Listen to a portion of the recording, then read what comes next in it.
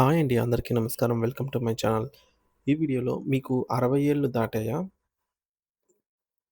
అయితే మార్చి 1 తేదీ నుంచి రాష్ట్రపతి అదిరిపోయే శుభవార్త అండి.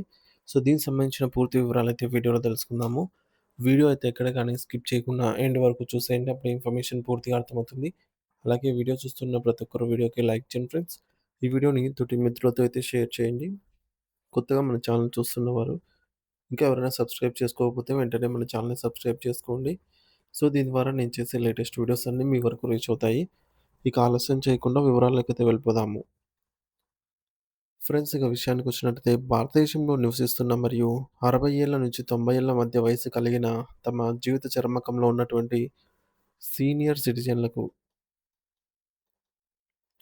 అలాగే వారసులకు భారత అత్యున్నత న్యాయస్థానమైనటువంటి సుప్రీం కోర్టు ఒక అత్యంత కీలకమైన మరియు అద్భుతమైన తీర్పును వెలువరించింది. ఈ ఈ వయసులో ఉన్నవారు తమ ఆస్తి పంపకాల విషయంలో లేదా వారసత్వ హక్కుల విషయంలో ఎన్నో ఏళ్లుగా ఎదుర్కొంటున్నటువంటి సందిగ్ధత మరియు న్యాయపరమైన చిక్కులను ఈ తీర్పు పూర్తిగా అయితే తొలగించింది. ముఖ్యంగా తండ్రికి సంబంధించిన ఆస్తి హక్కుల విషయంలో సుప్రీం కోర్టుకు ఒక కీలకమైన పిటిషన్ చేరిన నేపథ్యంలో దానిపై సుదీర్ఘంగా విచారణ జరిపిన ధర్మాసనం సామాజిక మార్పుకు నాంది పలికేలాగా ఒక సంచలనమైన మరియు చారిత్రాత్మకమైన తీర్పునిచ్చింది.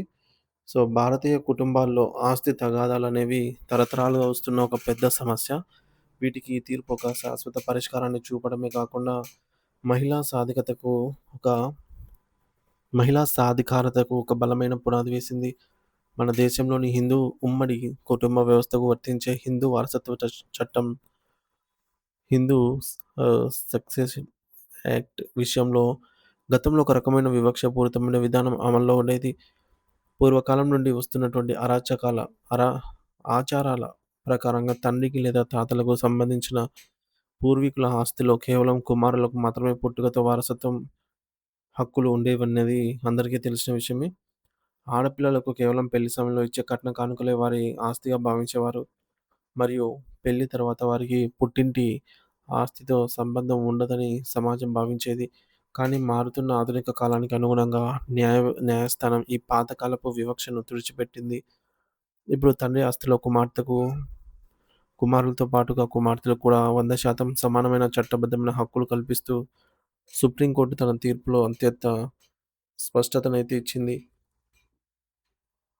ఈ తీర్పులో అత్యంత ముఖ్యమైన విషయం ఏమిటంటే, కుమార్తెకు పెళ్లైపోయి అత్తారింటికి వెళ్ళినంత మాత్రాన తండ్రి ఆస్తిపైన ఆమెకున్న హక్కులు ఏమాత్రం కోల్పోదు. పెళ్లైన కుమార్తె కూడా తన తండ్రి ఆస్తిలో తన అన్నదమ్ములతో సమానంగా వాటాను క్లెయిమ్ చేసుకోవచ్చు. ఇది కేవలం తండ్రి తన ఇష్టానుపూర్వకంగా లేదా దయతో ఇచ్చే నైతిక బాధ్యత లేదా నైతిక హక్కు మాత్రమే కాదు. ఇది భారత రాజ్యాంగం మరియు చట్టం ద్వారా రక్షించబడినటువంటి పూర్తిస్థాయి చట్టబద్ధమైన హక్కు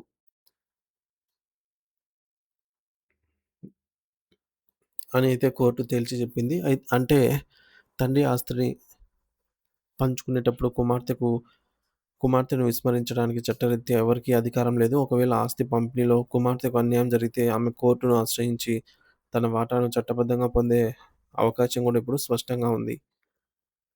భారతీయ కుటుంబ వ్యవస్థలో ఆస్తి హక్కులనేవి ఎప్పటినుంచో పెద్ద చర్చనీయాంశంగా ఉంటూ వస్తున్నాయి. ముఖ్యంగా 2005లో చేసిన హిందూ వారసత్వ చట్ట సవరణ తర్వాత ఈ అంశంపై అనేక వివాదాలు తలెత్తాయి.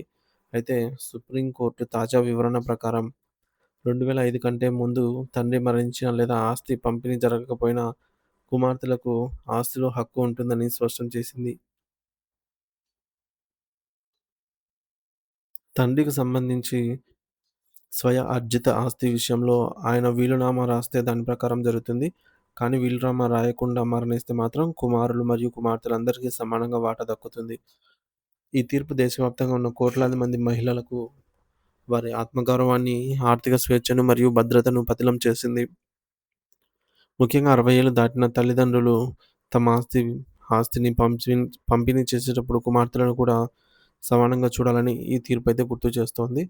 ఒకప్పుడు ఆడపిల్లను పరాయి ధనంగా చూసే ధోరణి ఉండేది. కానీ ఇప్పుడు ఈ రోజున న్యాయస్థానం ఆడపిల్ల కూడా పుట్టుకతోనే తండ్రి వారసులని కొడుకుతో సమానమని రూఢి చేసింది.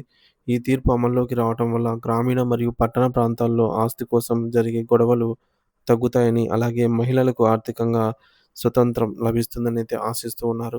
దేశవ్యాప్తంగా ఉన్న మహిళా హక్కుల సంఘాలు ఈ తీర్పును స్వాగతిస్తున్నాయి. ఎందుకంటే ఇది సమాజంలో లింగ సమానత్వాన్ని తీసుకురావటంలో అయితే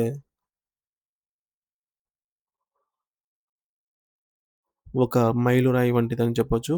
ఇకపై ఆస్తి పత్రాల్లో లేదా పంపకాల్లో కుమార్తెల సంతకం లేదా వారి సమ్మతి లేనిదే పంపిణీ అనేది పూర్తి కాదు. ఇది వారి హక్కులను మరింత బలపరిచిందని చెప్పవచ్చు.